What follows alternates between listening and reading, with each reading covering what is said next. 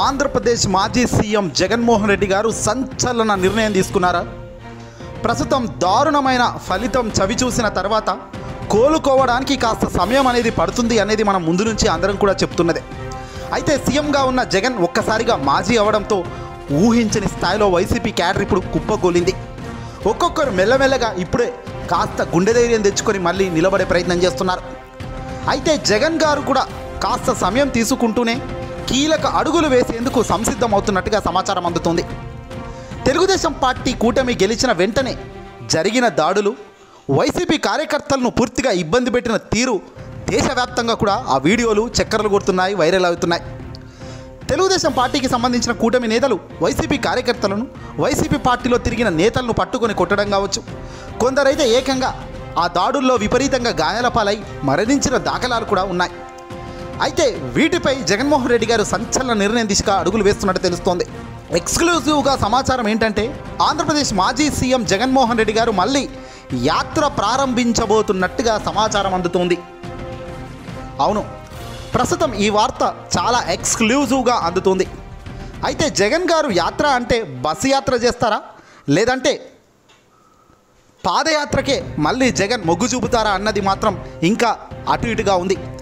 ఎటైనా ఖచ్చితంగా బస్సు యాత్ర లేదంటే పాదయాత్ర చేసే అవకాశాలు ఎక్కువగా ఉన్నాయి అంటున్నారు. మోస్ట్లీ అందరూ కూడా పాదయాత్ర చేస్తేనే బెటర్ అంటున్నారు.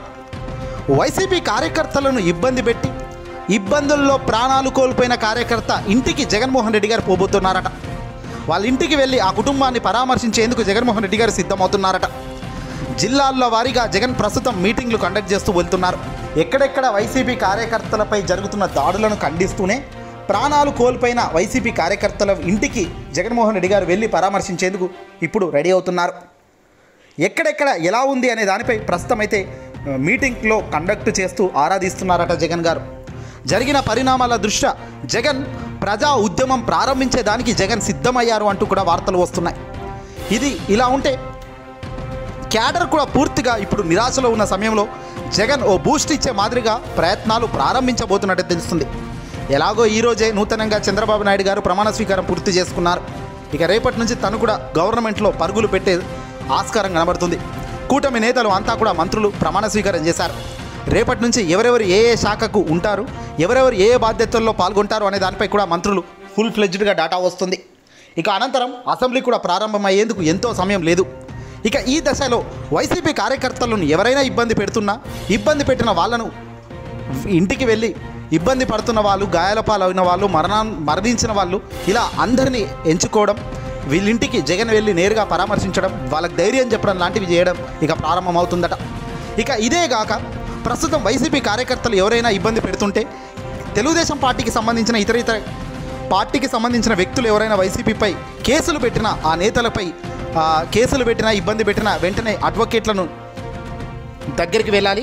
ఏ నియోజకవర్గానికి ఎవరెవరు వైసీపీ తరఫున అడ్వకేట్లు ఉన్నారనేది చూసుకొని ఆ అడ్వకేట్ దగ్గరికి వెళ్ళి మాట్లాడుకోండి అంటూ కూడా అడ్వకేట్ డాటా కూడా సోషల్ మీడియాలో చక్కర్లు కొడుతుంది.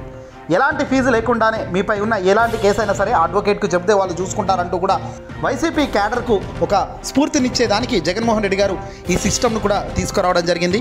ఇది గతంలో తెలుగుదేశం పార్టీ చంద్రబాబు నాయుడు గారు ఉన్నదే, ఆయన ప్రతి కార్యకర్తను కాపాడింది ఈ విధంగానే. కాబట్టి ఇప్పుడు వైసీపీ కూడా దానికి భిన్నంగా గొప్పగానే అడ్వకేట్లను నియమించి జిల్లాల వారీగా అందరినీ కూడా అందుబాటులో ఉండేలా పెట్టారు.